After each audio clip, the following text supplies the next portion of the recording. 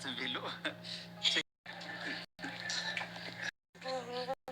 ዛሬ ልግባ ነው ተመቸናራ ዛሬ ፍቅር ለገባ ነው ሱፉ ቬሎ እንዳትይኝ ፈልጋሉ ዛሬ ልግባ ነው ዛሬ ብቻ ግቢ በቃ ባችሁም ብላለች እንደዛ ናለ አለች እኔም በጣም ሱመያ መጀመሪያ ወዳለሁ ደግሜሽ ተወጀለ አሁን ደግሜ በጣም ወድሻለሁ ወዳችሁ ስትናገቡ አላገቡም ቀውጥ ተደርጎ እንደዚህ ተደግሶ ሳይሆን የቤት ውስጥ አለ አይደል ለምን በቃ እሷም ደስ እንዲላት እንደማንኛውም ሴት ሙሽራ መስላ ቬሎ ለብሳ እኔም ሱፌን ለብሼ በቬሎ በትንሹ አይደለ ሳይበዛ ወይ ትንሽ ያዳራሽ ነገር ተደረገለች ወይም እዛው ቤታቸው ውስጥ ተዘጋጃጅና ሽማግሌዎቹ እንደተላኩት ወዲያው ኒካው ይታሰርና ቀጣዩን ፕሮግራም በዛችሁ ሳምንት ውስጥ ለሽምግልና ሄደን ከባሌ ሳንመለስ ሰርጋችንን እዛው አድርገን ከዛ በኋላ እዚህ የሚደገሰውን አድርገን በአዳራሽ ምናምን ነገር ያለውን እሱም በደንብ በመጨመሪያለች እንጂ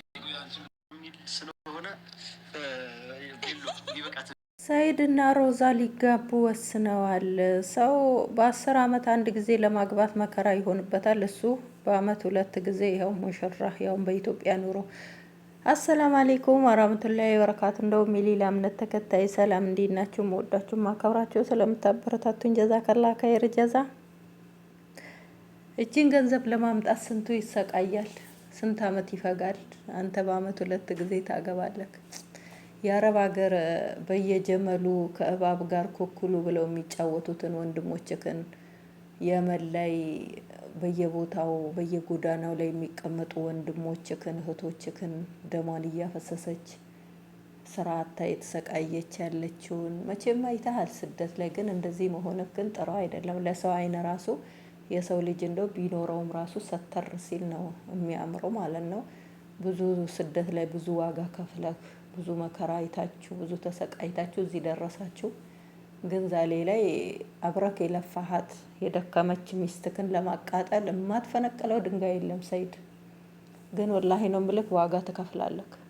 ለምን አላህ በተጎዱት ባዘኑት ነው የሚያየው እንጂ አንተ እንደዚህ መመጻደቅ ገንዘብ ስላለክ እንደዚህ እዩኝ ማለትክ ለጤና ያርግልህ። ግን ቢያንስ ያለህበትን እንጂ የምትሄድበትን እያስታወስክ አይደለም።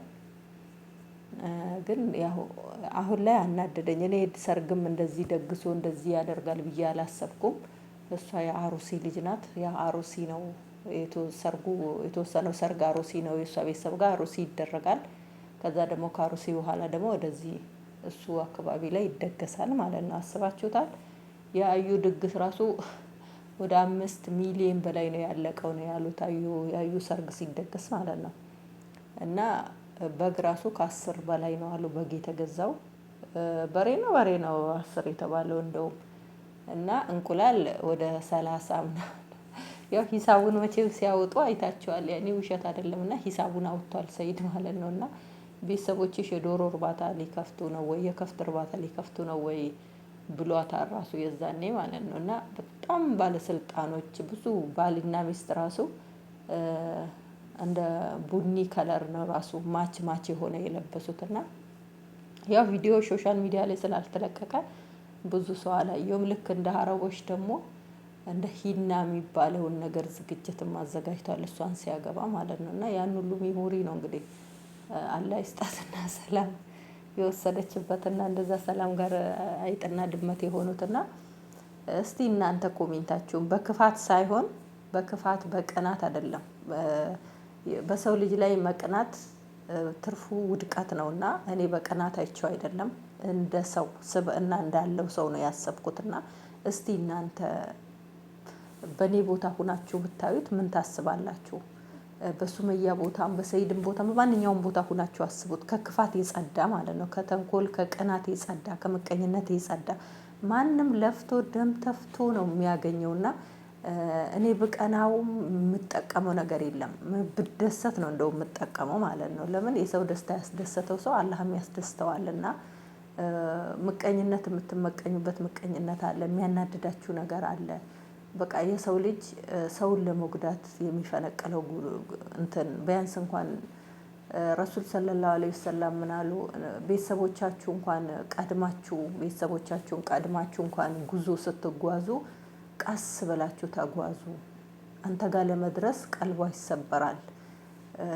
እስልምና ያን ያህል ነው የሚያስተምረንና ምን ያህል የሰው ቀልብ እንደሚጎዳን ሰው ያዝንብኛል። ታውቃላችሁ፣ ሰው ቁርስ በልቶ ምሳ የማይበላ አለ። ምሳ በልቶ ቁርስን የሚሸውድ ሰው ብዙ ሰው ነው ያለው ኢትዮጵያ ላይ እና እንደዚህ ብዙ መቅዶናዊት ብዙ በጎ አድራጎት አለ ኢትዮጵያ ላይ። እዛ እንኳን ሂዶ ድግሱን ሰርጉን እንኳን ቢያደርግ ጎዳና ላይ ያሉትን ልጆች አብሯቸው ሰርግ ሰርጎ ጎዳና ላይ ያሉት ጋራ አፈር ላይ ቁጭ ብለው የሚበሉት ነገር ያጡት ጋር እውነት እንደ ፋሽን እንደዛ ነገር ቢደረግ ወላሂ እንኳን አይደለም በአመት 2 ጊዜ በአመት 5 ጊዜ ይደግስ። ግን የጠገበውን እንትን ለማለት ለማብላት በቃ እኔ ገንዘብ አለኝ ለመመጻደቅ ነው አብዛኛው ሰው ሰርግ የሚያደርገው እንጂ በዚህን ሰዓት ሰርግ ኖርማል ሰርግ ነው ያስፈልጊ ነው ብዬ አላስብም። ከክፋት አትዩት። ቢያንስ ሰው ልጅ አንድ የሆነ ልጅ አለና ስሙን መጥራትም አልፈልግ። ያው ብዙውን ጊዜ ልጁ ሶሻል ሚዲያ ላይ አይታወቅም። ያው ብዙም ዩቲዩብ አይሰራምና ምን የኔ ጎዳና ልጆች ጋር ነው ሰርጌን የማደርገው ብሎ ድንኳን ሰርቶ እንዳለ ያ ድንኳን ውስጥ ያለው ሰው ከቤተሰቧና ከቤተሰቦቹ ከጓደኞቹ ውጪ ያለው ሰው እንዳለ የጎዳና ልጆች ናቸው ማለት ነው። እና ምን ያህል ነው እነዛ ሰዎች እነሱ ራሱ እኮ ዱዓ ባያረጉላችሁ ወላሂ አላህ ራሱ ስለሚደሰት አላህ ራሱ ዱዓ ያረግላቸዋል ማለት ነው። እና እንደዚህ ቢለመድ ምን ችግር አለው? ለመመጻደቅ ሀፍታምን ጠርቶ ያለ የሌለ ገንዘብን አፍስሶ በቃ እንደ ሰይድ እንደዚህ ደግሶ እንትና ገባ እንትና እንደዚህ አድርጎ ሰርጋ ገባ።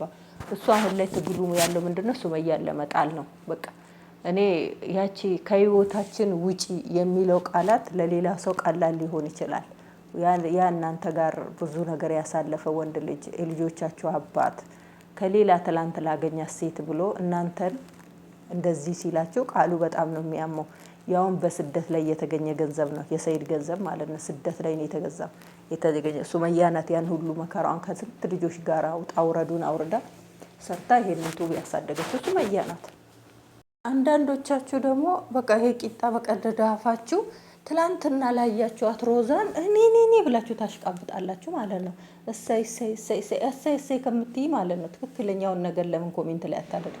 ትክክለኛው እንደ ሰውን ስብዕና ያለሽ ከሆንሽ ትክክለኛውን ነገር የሚሰማሽን ሀቁን ሀቂቃውን ለምን አትናገሪም? እዛ ጋር ከምታሽቃብጪ ማለት ነውና እስቲ ትክክል ነው ብላችሁ ታስባላችሁ? አብዛኛው አሁን ላይ እየታየ ያለው ሶሻል ሚዲያ ላይ ባናቱ እየተተከለ ያለው ማን ነው?